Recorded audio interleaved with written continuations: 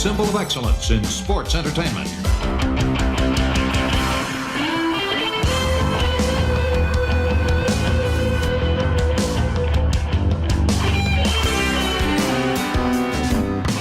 Hello and welcome to Arn. This is Paul Bromwell, and today I'm joined by the founder of the Four Horsemen, the creator of the Spine Buster, the Hall of Famer, a man who wakes up in the morning and sweats greatness. He's the enforcer, AA, Arn Anderson. Arn, how are you? I can't follow that. Okay, see you next week, folks. Sweats greatness. You like that?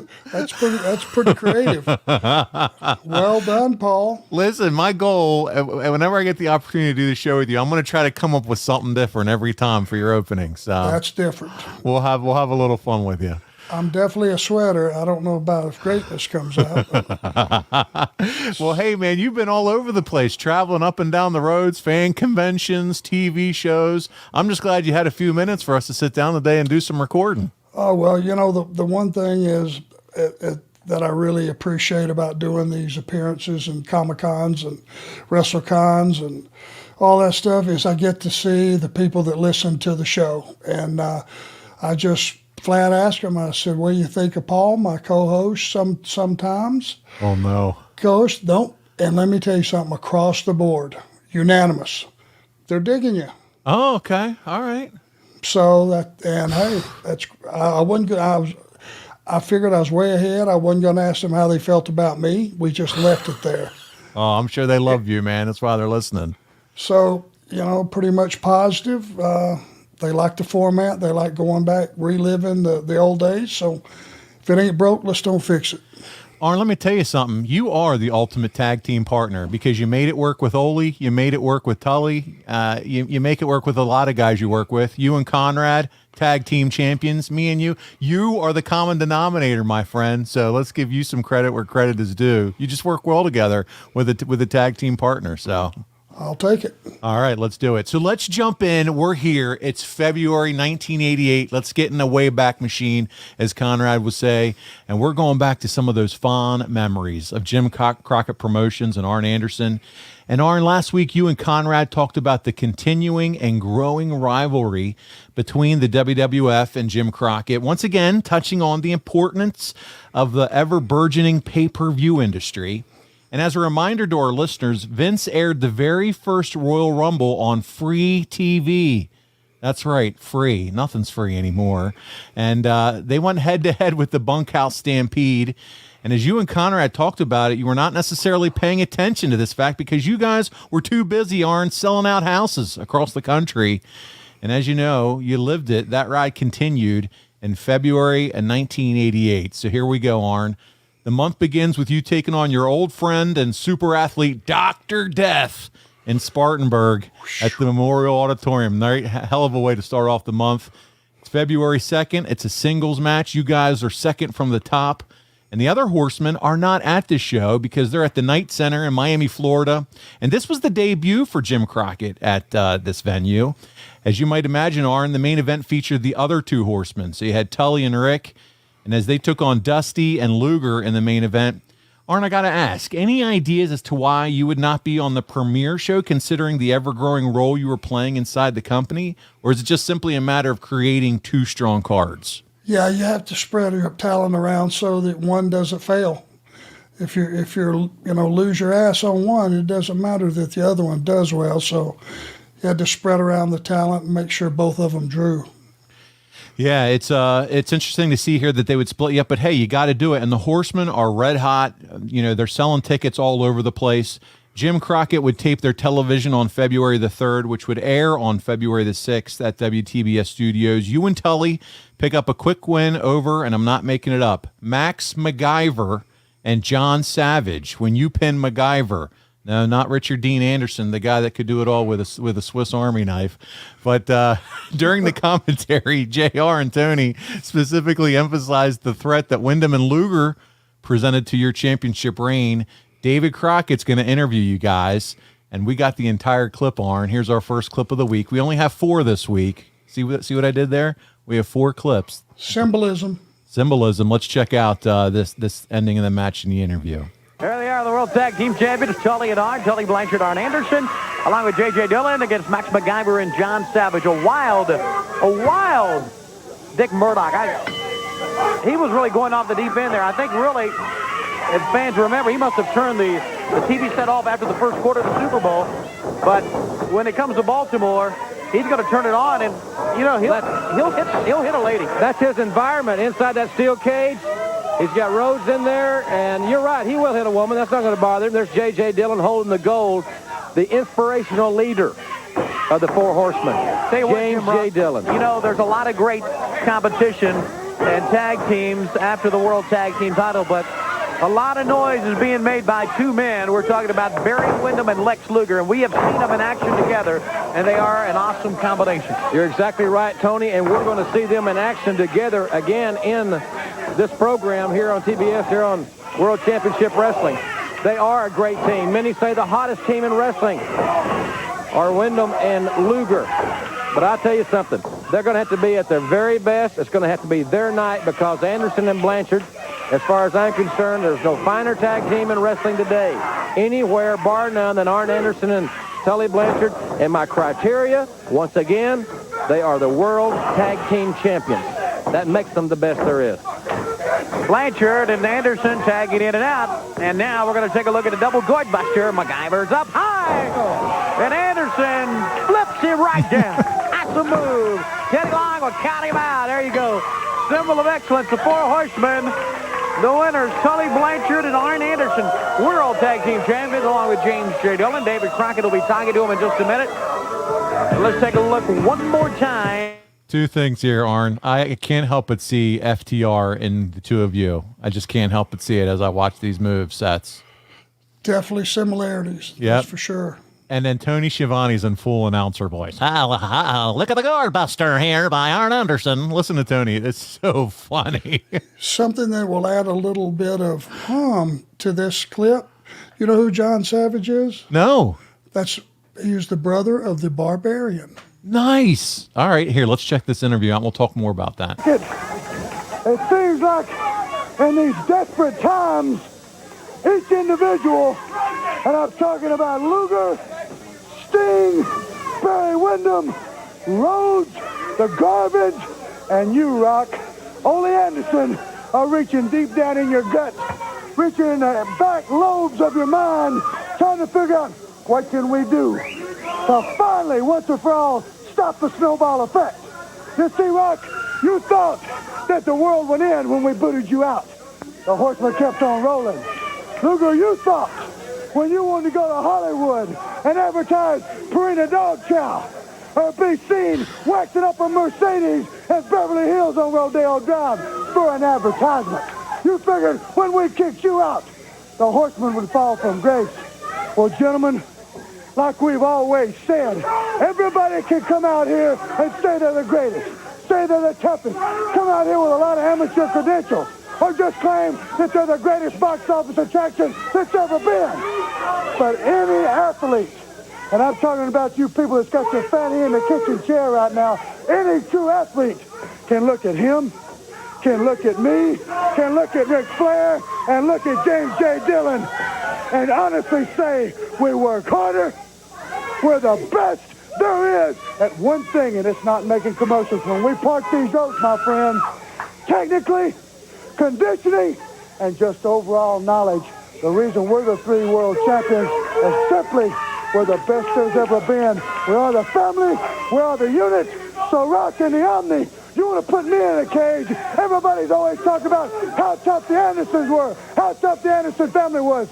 I'm the only Anderson left that means anything. Keep that in your mind, Rock. Hey, listen to this, guys. What do you say that when Luger and Anderson fall just a little bit short in the Omni, we're not that bad, guys. What if they polish our Mercedes up and we'll give them a job? How does that sound? Sound good to you, Mr. Crockett? Ladies and gentlemen, they say the Four Horsemen rule wrestling, and that they do. Let's go to the ring now. Wow. Arn, just a few things here. First of all, you take the lead in the interview. making it believable and impactful as you set your sights on Ollie and the Omni. We know that you think of both Ollie and the Omni. Think you have a lot of respect. Looking back 34 years later, can you share your thoughts about what this event meant to you, facing one of your mentors in one of your favorite wrestling venues? Well, Ollie is synonymous with the Omni. You know, he was the boss there for quite some time. He wrestled there at his home base quite some time. And the Andersons pretty much, you know, throughout the South, in as much as anywhere else, were just synonymous with tag team wrestling, mostly. Now we find ourselves in a little bit of a mixed pair. It's not both Andersons, it's one Anderson on either team, which kind of makes it interesting, I think. And, you know, Ollie had still, at this point in time, not gotten his, what's the word I'm looking for, his penance, his, you know, he has restoration, Yeah, he is not satisfied right with what we did in his mind to him, so he's still hot, still on the roll, still wanting to do some damage. He hasn't gotten his full vengeance, and he's ready to come after you. Yeah, vengeance, I got you. That's what I was looking for. Yep. Yeah, no, but it's money, and by the way, the nugget there, Savage, I didn't even realize that. So that's Barbarian's brother. And if you look a little closer, I think Teddy Long was your referee. He was, yes. What the heck? So much in that one little match clip there. If you're not on ad-free shows, sign up to get the video. It's $9 a month, and you can watch these awesome clips along with Arn and I, and get to see these nuggets. It's February 6th now, Arn, and you and the Nature Boy are in the main event against Lex Luger and Barry Windham at the Charlotte Coliseum. And you could tell in JR's commentary, the push was all behind Lex and Barry, without a doubt. He was putting them over while your match was going on. And this is a big-time continuation of your feud with Luger and Windham. And Nate declares on TV he wants Barry Windham to be the newest Horseman. So there's that declaration. Flair's already putting it out there. He wants Barry, you know, in the group. We move on. It's February 8th now. You and Rick are in the main event at the Memorial Auditorium in Greenville, a place that you're definitely familiar with. And this time you face off against Lex Luger and Ollie Anderson. 8 days into the month, Arn, and it's very clear Luger is getting the push as he's in matches every night with the Horsemen. It seems that booking relied heavily on tag matches at this time. Last week, you talked about how Rick would push Luger, and Luger needed to build up that cardio before he'd be ready for Rick. Do you think that tag matches helped, I don't know if protect's the right word, but helped, you know, Luger as far as his overall presentation while he would work on that cardio?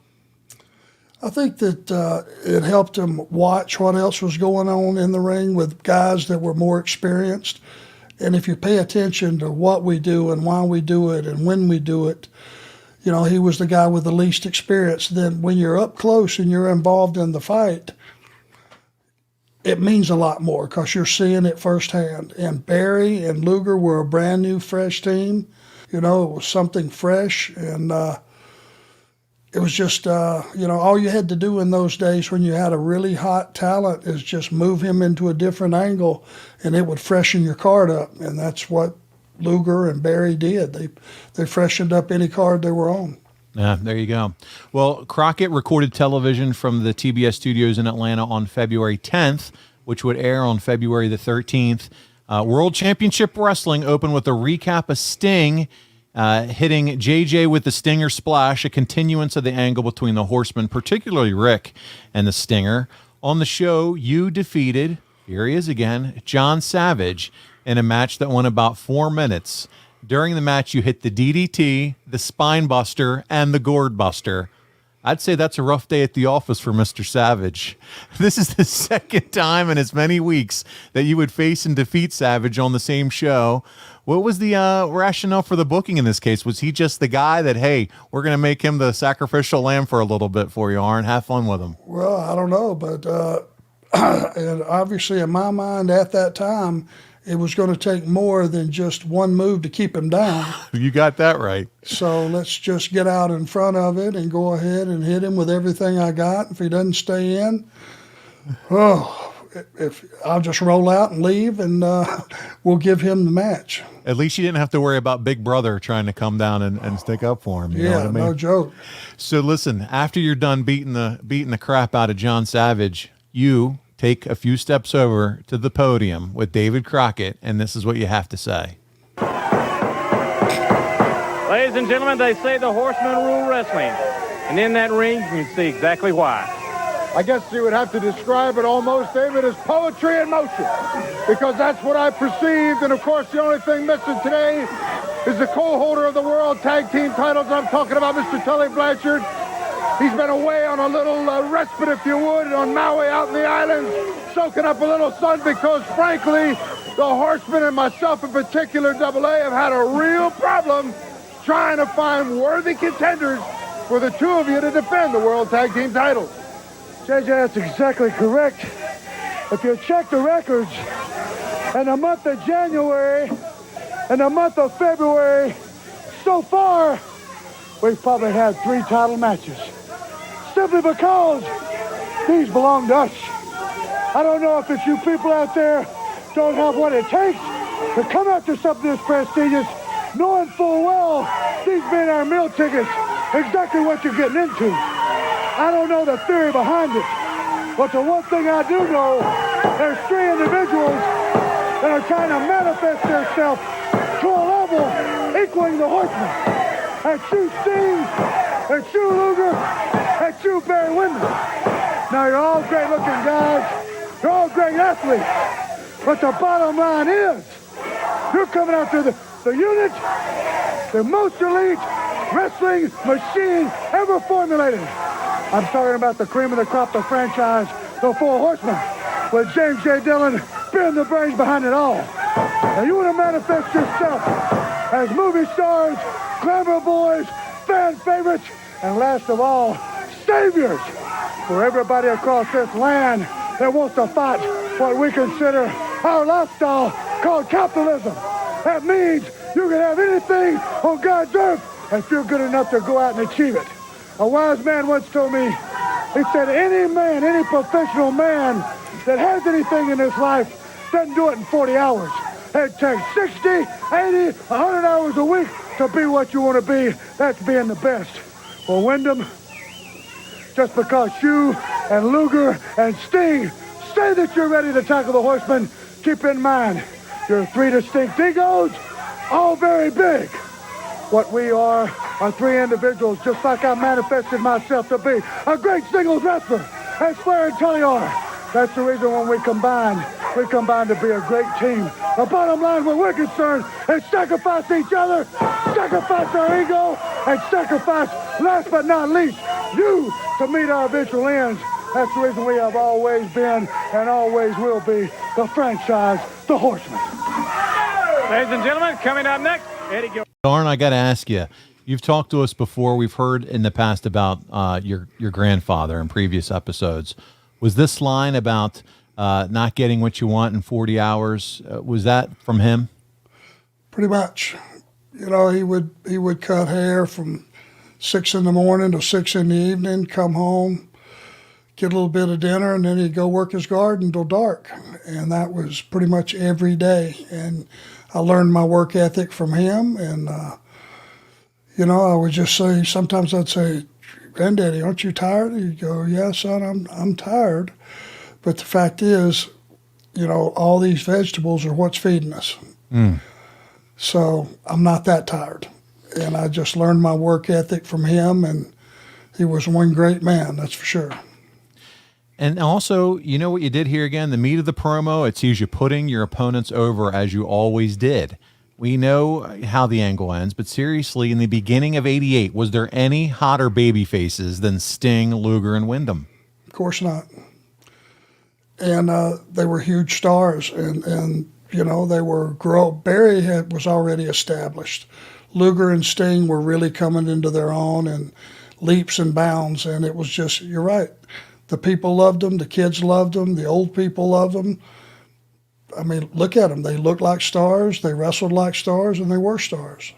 They were the future, without a doubt, at this point. And we're going to get into that as we move into March and next week's show, Clash of the Champions and all that good stuff. But it's February 11th, and I want you to check this out. Dorton Arena in front of 1,500 people. You defeated the Italian Stallion in an underneath match. Tully and Flair main evented the card, losing to Barry and Lex by DQ. But it's the next day in front of 10,000 people in Baltimore Arena during a snowstorm. You defeated Kendall Windham. Arn, 10,000 people showed up for wrestling during a snowstorm. Baltimore's always been a good Jim Crockett Promotions town. Can you share any memories of Baltimore during this time? Well, what day of the week was that? Have you got that information there? I don't. I could look it up. Let's see here. It was February the 12th. So let me go back in my calendar while you talk about Baltimore, and I'll tell you when it was.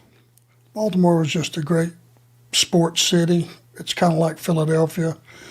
You know, they supported their sports teams big time. And they always turned out for us, even when business was down. They were right there. Friday the 12th. Okay. So there you go. So the previous day, we were in Dorton Arena. On the 11th, yeah. So to come in for a snowstorm, again, we had probably rely on those private planes, because I'm sure if it was big-time snowstorm that the airports were shut down. So there's another one of those benefits of having them when you need them, as far as the planes go, right? Yeah. And you and Kendall going at it there again. 2 days later, well, a couple days later, well, you're at Philadelphia in front of 6,000 people. And on the show, you and Tully defeated Tom Marker and Bob Emery. Those are two names that I'm not familiar with. You would wrestle a second time on the taping, and all three Horsemen teamed up, taking on, here's some more names for you, Curtis Thompson, Steve Sampson, and Joe Cruz. Any of those you ring a bell? Yeah, Curtis Thompson, later on in his career, was Firebreaker Chip, if you remember him, with the champion. They were partners with WCW. So good physique on the guy, good athlete. And this is all after Rick and Tully had already lost to Luger and Windham by DQ. You guys were just working machines back then, Arn. Double shots twice during the day. Sometimes you'd work the main event, and then you'd work again in a dark match. Incredible. Yeah, I mean, and they could float you up and down. Like I said, if I wrestle Kendall Windham early, you may come back and wrestle Barry in the dark match same night. You know, it was more about the one individual talent is it being a main event booking. Speaking of a double shot, it's Valentine's Day, and Jim Crockett holds a double shot, and Arn, you're featured heavily. Because why not on Valentine's Day? When you think of love and hearts and caring, I think of Arn Anderson wrestling. Okay, that's disturbing. The matinee show is at the UIC Pavilion in Chicago, and on that show, Tully wrestled Ricky Santana, and you wrestled Lex Luger in a cage match. Later that night, okay, you've already fought Luger in the cage. It's Atlanta at the Omni, so you go from Chicago to Atlanta. In the main event, yes, you're the main event on a card that had Flair versus Sting. You and Tully defeated Ollie Anderson and Lex Luger in another cage match. 2 cities, 2 matches, 2 cages. This is what they call shitting it and getting it, because you are in a high-level spots in both cards. The semi-main in Chicago, the main event in Atlanta. Anything stick out for you on this day, Arn, that you can share with our audience? Well, I just hope everybody gets when they're visualizing this in their mind how difficult it was. I mean, there were plenty of times where you didn't even have a chance to take a shower in between. You'd throw on some sweats, have a car waiting on you, shoot you right out to the airport, and, get on the plane, here you go. And you would just get to the other town just in time to work your match. There was a lot of magic went on, and it was just, I guess, God looking after us that we didn't have plane trouble or a wreck or something that prevented us. I mean, anything that would have prevented us from missing that time window could have thrown the whole thing off. I mean, you can't ask people to sit there till 4 a.m. waiting on you. And oh, by the way, thanks for making it on time. We got another steel cage out there waiting for you. Have fun. I mean, that's the reality of what it was like back in those days. It's just incredible when you think about it now. Well, I mean, I wouldn't sit here and say I would swap it for anything else in the world, because I wouldn't. It's what I wanted to do my entire life. But, buddy, it was not easy. Make no mistake. The travel, besides just the grueling matches with some incredible talent, the travel was just brutal. And you got to remember, you can't eat during that time. You can't just get on the plane and eat. I mean, because, you need digestion time. I know I did. I needed 4 or 5 hours between meals. A lot of guys were that way. So that's something to think about as well. I would not do well with not eating. So what was a typical thing if you do a double shot like that after you have your cage match at night? Would you, that night then go have your big meal midnight or something? Well, it's the only chance you had to have something, yeah. Well, the next day there was a TV taping in Atlanta, so you're not done. I just said you wrestled a double shot in 2 major cities and 2 cage matches. The next day, TV taping in Atlanta at Wtbs Studios for World Championship Wrestling that aired on February 20th. It was announced on this show that NWA US champ Dusty Rhodes, Ollie Anderson, and Lex Luger would face Ric Flair and the tag champions, you and Tully, the following week at the Omni, and that Magnum TA would be in the corner of Dusty Rhodes, while J.J. Dillon would be in the corner of the Horsemen. During this show, Arn, the Horsemen defend the tag team championships against Larry Stevens and Tony Suber. And later in the show, you, Tully, and J.J. Dillon are interviewed by David Crockett at the desk promoting this big Omni event. Let's take a listen to it now. JJ, it looks like that, if Barry and Lex Luger don't get your man in the Omni on the 28th, Dusty Rhodes, The Rock, Ollie Anderson, right, and Lex Luger gets it. I've been sitting back and I've been listening to some of the great news where Dusty Rhodes talked about the feelings that he has walking down the aisle the first time ever in his life, side by side with The Rock, Ollie Anderson. I hear the inspirational words of Lex Luger standing out here, always glancing at one side for Barry Windham, always looking to the other side for a Sting or someone to stand there and support him.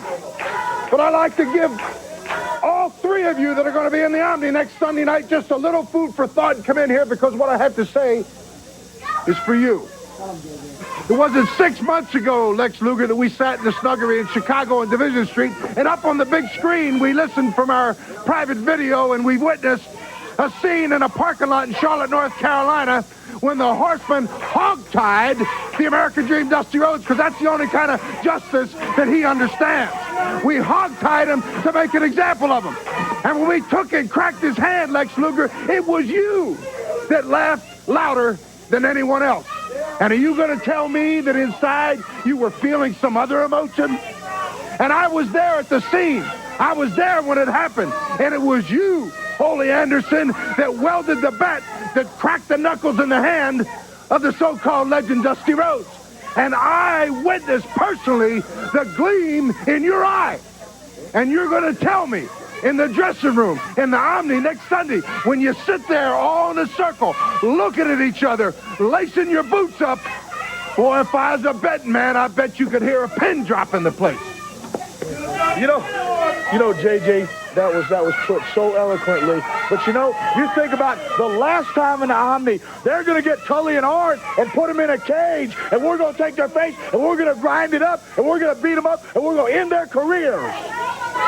But oh no, it was Lex Luger that was carried out. It was Ollie Anderson that got the gourd buster and was left laying. And it was the Horsemen that walked down the aisle, not carried down the aisle or run down the aisle with your tail between your legs.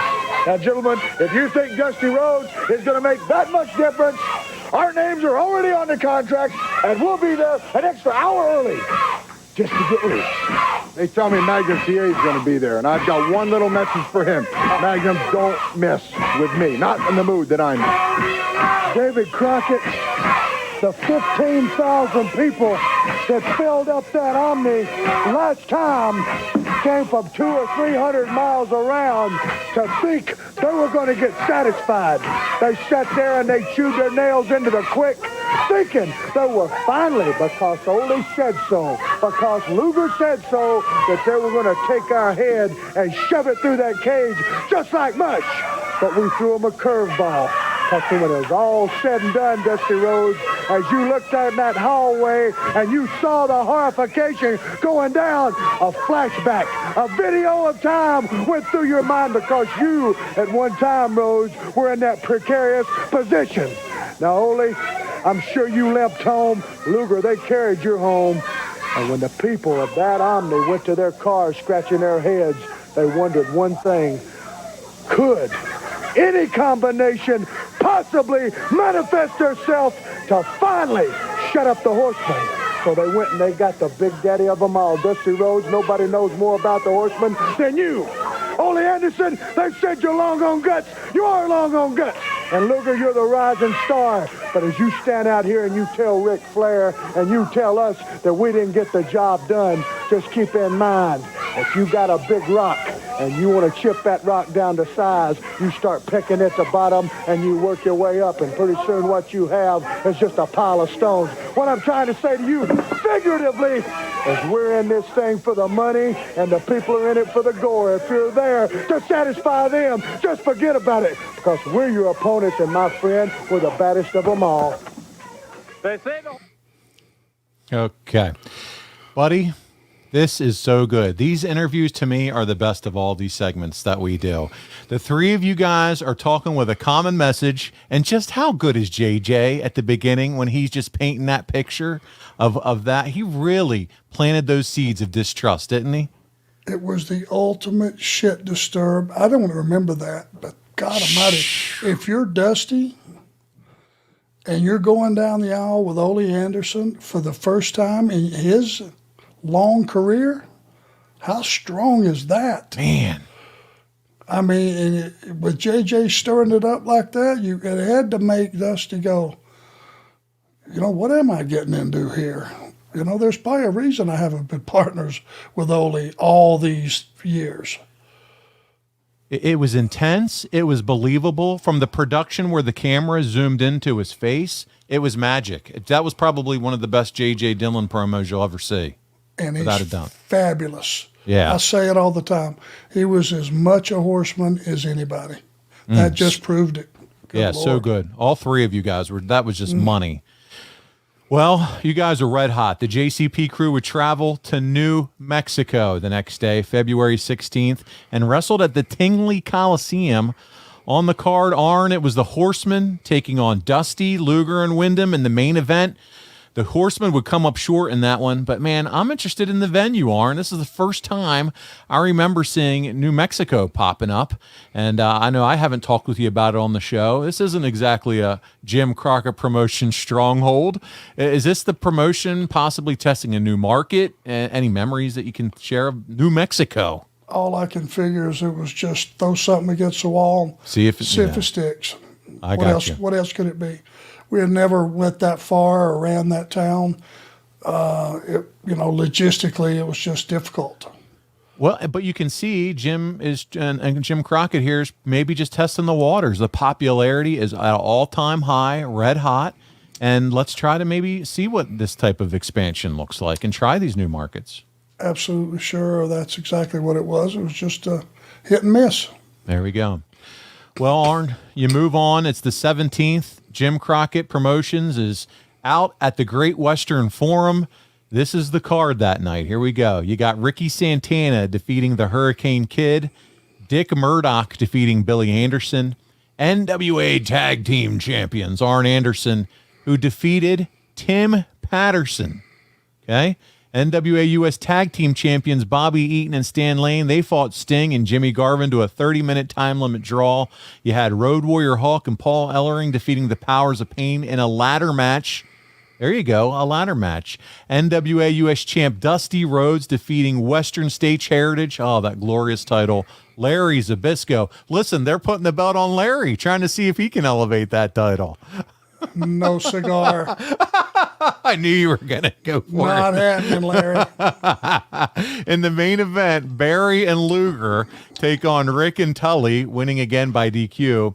But interestingly, you worked underneath that night against Tim Patterson. Man, you guys you're one of the hottest acts. And this is a fully loaded card. No offense to Tim Patterson here, buddy. But why not have Arn against somebody else? I wished I had an answer. Yeah. I don't even remember, no disrespect. I don't remember who Tim Patterson is. Yeah, no disrespect to the Patterson family or Tim himself. No. But no clue. Yeah. Well, I mean, it was what it was. It was what it was. They were trying to fill that card up. They had all the stars, that's for sure. But, Tim, we hope you've had a good life. And maybe you were also one of the lucky ones that got to experience the spine buster, the gourd buster, and that DDT. All from Arn. Probably did. You moved on. It's the 18th. The Horsemen travel to AWA country. You're in Sioux City, Iowa at the Municipal Auditorium. And this one's another sellout. Imagine that. 2,750 fans. And on that night, Arn, the crowd was treated to one hell of a card. It included Barry pinning Tully, Lex Luger pinning you. I'm not a fan of that. And Flair defeating Dusty by DQ at 33 minutes.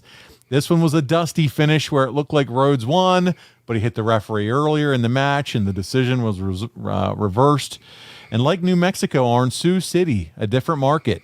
Any thoughts about working in AWA country, and who the hell booked Northwest Ohio in February? Well, it was probably a good crowd for that size town, I guess. 2,700? Yeah. Yeah, they don't have a lot of entertainment out that way, I would imagine. Yeah. So, if they received us well, I'm glad they got the show. There you go. And the show they got for sure. We move on to February the 19th as we take the journey through February of 88. You guys are back in Crockett country for a television taping. And in the main event, Ollie and Luger defeat you and Tully in a non-title tag team cage match. And then the following day, in front of 8,000 fans at the Norfolk Scope, the six-man tag match advertised the previous week takes place as Dusty, Luger, and Ollie with Magnum defeat the Horsemen when Luger pins you, Arn, after hitting you with Magnum TA's baseball bat. So Magnum back in front of the Jim Crockett crowd in Virginia had to be something, dude. We know you always kept kayfabe when the accident occurred, but this had to be something special to see. Any thoughts or reflections you can share on Magnum's return to wrestling after all these years? Just, it felt good to look across the ring and look through the ropes and see that gleam in his eye, that he was still getting to be part of it. Because he had a horrific car wreck. And to come back from that and to lead a quality life, even a semi-quality life, man, he was a tough son of a bitch, let me put it to you that way. And to see him still having a place in the business and being ringside, and what a motivation that was for the fans to see him, and just felt good. Yeah, and, I'm sure you also get to catch up and see him from time to time as you make the loop now at some of the cons and some of the, appearances that you make. And it's got to be good to see him still out there doing his thing. And people love Magnum TA, man. He was it was great. A couple years ago, I got to see and meet him for the first time. Just such a fan of him, and he's the nicest guy in the world. He's part of the golden years.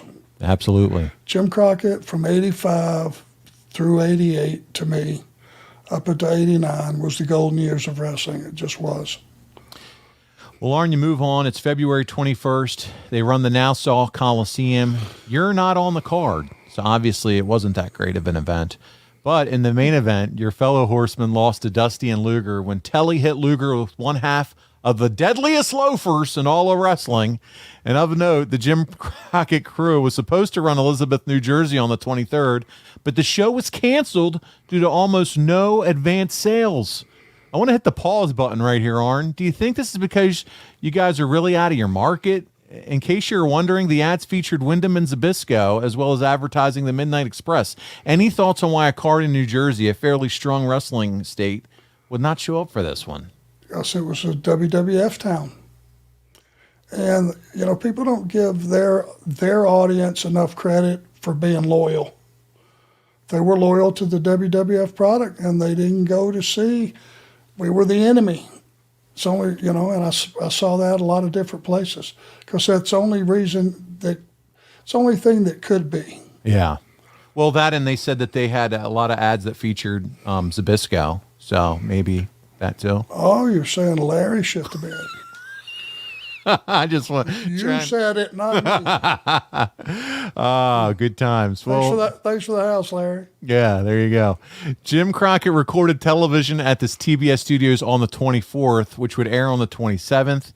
You and Tully make quick work of Barry Collie and Tony Suber. Once again, his name pops up here.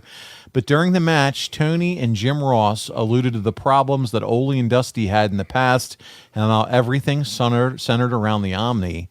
JR and Tony do an amazing job of framing the situation and planting the seeds of doubt, whether Dusty could trust Ollie or not. And Arn, I want to show you this clip, our final clip of the week. Man, this is good stuff. Let's check it out.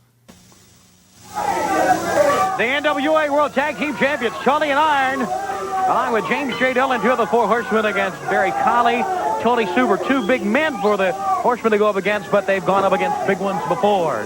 Before the match gets underway, Jim Ross, remind the fans to tune in tomorrow night to the Superstation. Exactly right, Tony. A lot of big news. I know you've got a very special announcement that's going to be, I think, made tomorrow night. I know the fans are going to want to tune into that. Some very important news regarding the NWA. Also, I'd like to encourage the fans to call the 900 number that they see here on the program for current information on the Jim Crockett Senior Memorial Cup Tag Team Tournament. Updates regularly on information concerning the Jim Crockett Senior Memorial Cup Tag Team Tournament. We talk about top seeds in the tournament. You've got to look first at the World Tag Team Champions. Exactly right. If they are still the World Tag Team Champions come April 22nd in Greenville, South Carolina, then one would think that they would have to be strongly favored to be the number one seed in the tournament. But, of course, that remains to be seen because if Lex Luger and Barry Windham have their way, then Arn Anderson and Tully Blanchard will not be the tag team champions come April 22nd or 23rd. And I know the fact that Luger and Windham are certainly a hot tag team right now concerns Horsemen. And James J. Dillon has walked up here to talk to us. Well, we can look ahead to the Jim Crockett Senior Memorial Cup, and it's certainly one of the premier events of the year, but I'd be foolish if I would not be honest and say that I'm not looking beyond tomorrow night in the Omni. That's the next big test. And look across the ring today from the World Tag Team Champions, you're going to see two sizable adversaries in Tony Suber and Mr. Barry Collie. And it's by design. First of all, I want my team fine-tuned to be out there as the greatest tag team in the world they are, along with their fellow horseman, Mr. Ric Flair, and also to prove a point. And I hope that Mr. American Dream Dusty Rhodes, Mr. Ollie Anderson, and Mr. Total Package are taking a good close look, because that's how we handle so-called big men. Well, you know, there was doubt from JJ not too long ago on the combination of Ollie Anderson teaming up with Dusty Rhodes, because that is quite a combination. There are two men who have really battled before, you know, and they're going to be coming together in the Omni tomorrow night. I think, you know, JJ alluded to the point earlier in the program about that there could be some dissension in that trio of Rhodes, Anderson, and Luger, because Dusty Rhodes has had his problems on a major league level with Ollie Anderson. More than once. And in the Omni. In the Omni. We can recall parking lot incidents more than once, in the cage, breaking the leg, and it all centered around the Omni. And it is the Omni tomorrow night where Ollie Anderson and Dusty Rhodes team up with the Total Package, and you know there's not going to be any dissension among the horsemen. That's a tight-knit, close group. Big Barry Collie has got a barrel. Buddy, it sounded like if anything was going to go down, it was going to go down at the Omni. That's what I'm picking up from this. Yeah, they're really stirring it up. Aren't they? And these guys are big boys, by the way. For you that can't see this video, they are not lying. These two guys you're wrestling are big. You're not kidding. Yeah. And I think it's to exactly show the point of, hey, it doesn't matter. You can be our size. You can be a lot bigger than us. And there you are with the DDT. And we can get back to some of the commentary here, Arn. But, man, this is... had to slow down some of these guys' momentum. Yeah, absolutely. And we got Teddy Long back in the ring as your official. There's a gourd buster. There it is, that double team gourd buster. That ought to do it. Arm for the pin, 1, 2, and 3, and you guys definitely are headed over to the booth, and we'll check in for that. Entered And tomorrow night with Nature Boy Ric Flair, there will be no championships on the line, but a great deal of athletic pride. 6 phenomenal athletes putting it on the line tomorrow night in the Omni as we watch once again the double version of the Gourd Buster. But right now, let's come back to our set. David Crockett with J.J. Dillon and the tag team champions of the world. Here they are, the world tag team champions, Tully Blanchard, Arn Anderson with their manager, J.J. Dillon. Very simple. The referee goes 1, then he goes 2, then he goes 3, and it's another victory for the 4 Horsemen. Just that simple. You know, JJ, Everybody wants to come out here and start talking about money, Dusty Rhodes, I can buy, sell, this, that, and the other. Well, I got news for you, ladies and gentlemen. We're not going to an auction at the Omni Sunday night. You don't got to come in with a checkbook and buy people. All that you got to do is get in a square circle and whoop them. What you saw is a double Gourd Buster, 340 pounds, some guy named Collie trying to make a name for himself. And Dusty Rhodes, if I read the program right, 280 pounds. My friend, you can get picked up just like this, and he can grab you by the neck and drop you on your face, as well as Ollie and Luger. And my friend, that's all that's got to be said about tomorrow night. David Crockett, this is a generic show. We can't come out here and talk about one night because the NWA, Jim Crockett Promotions, goes all across this world. But I'm going to take a little chunk of time and talk about the Omni. Because 3 men have put what they considered pooled their talents together. I'm talking about Rhodes, Luger, and Ollie Anderson. And they decided we're going to jam the Omni. And in front of 20,000 people, we're going to take these 2 punk kids in Flair and shut them up. And what we're going to do is we're going to bring Magnum TA down there for inspiration. Well, Magnum, when we were children, we did childish things. When we became men, we put childish things away. Your day has come and gone. Maybe it'll come back to you. And God, I hope so. Because I want to be staring across to you in that ring when your time comes. But Magnum, your time is not now, my friend. You come down for inspiration. All well and good, but you get in my way. Get in his way, JJ's way. You get in Flair's way. I'll take you just to exactly what you are, an unarmed man, and slap you flat on your back, because I'm not above it. I've been on you right in that same Omni dressing room 2 short years ago. So if the people want to come down this time, since they weren't satisfied last time, and they want to be satisfied, you keep in mind one thing, people. You're in this business for the gore, and we're in it for the money. And nobody makes any money in this business unless they got one of these. And if you want to be a champion, you don't worry about public opinion. And if the public says, keep your hands off Magnum, and we are 20,000 strong, gonna come down there and make sure of it, well then fine, you get in their corner, because my friend, we take public opinion and put it exactly where it belongs. We put it in the sword system, because we're the Horsemen. We earned everything we got, and by God, I dare any man to take what we've got. Right there you are. All right, the Horsemen, the World Tag Team Champions. Listen, coming up next, the Western States Heritage Champion, Larry Zbyszko and Baby Doll. Did you see it right there at the end? The first advertisement for Clash of the Champions. It's coming. I missed it. It's coming, and man, we're excited because we're going to be talking about that. But man, what another incredible promo clip from you guys. I'm telling you, wrestling schools around the country, if you ever just wanted to put on a promo class or train some folks on promos, look no further than Crockett Promotions years. Arn, Tully, the Horsemen. It's just unbelievable. You made it real. You understand why it was real to so many of us in this generation watching this. Well, it was real to us, and it was real to the audience because it was real to us. That's right. And there were some great talkers. I mean, Cornette. I mean, you think about Dusty, all those.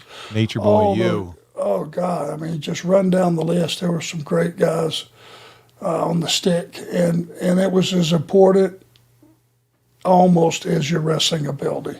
It was.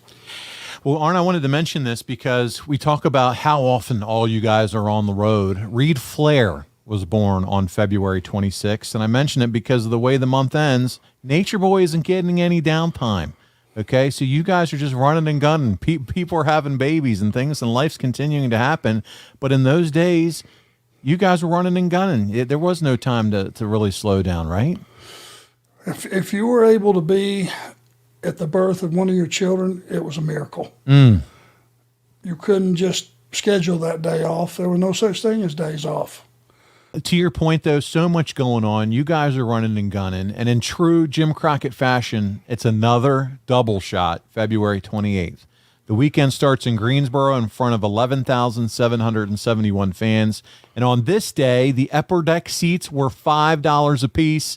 And it's a 6-man tag. It's Ollie, Luger, and Dusty defeating the Horsemen later that night at the Omni, the Mecca. We've heard all about it this month. Again, with the help of the upper deck seats priced at $5, 7,300 people watched Dusty, Lex, and Ollie defeat the Horsemen when Luger hit you with a baseball bat given to him by Magnum. It was the same finish as the Scope, but how awesome was it for both these crowds to see the returning Magnum TA? The Omni gets them too. It was great for all of us. 100%. It was. We all rejoiced in him getting to be out there and getting to see him still be a part of it, big time.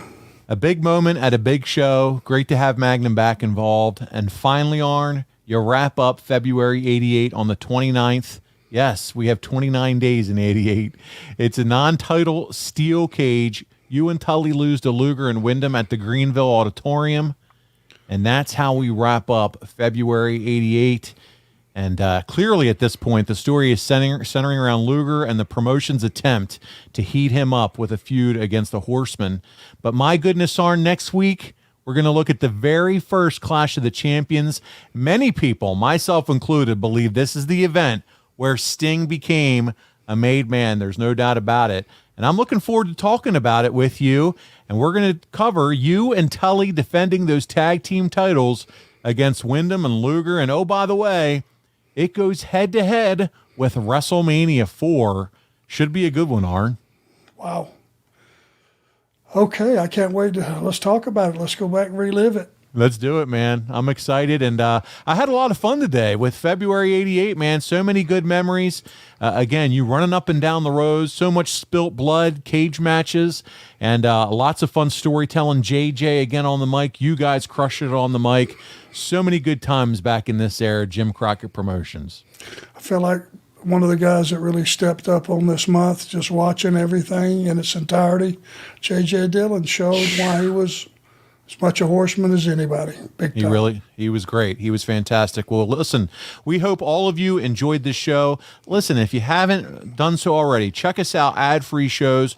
Arn just recently, a few weeks ago, was on ad-free shows, answering questions live through a Zoom event. Any questions that our members had, he was there talking with them, being candid, being open, being honest.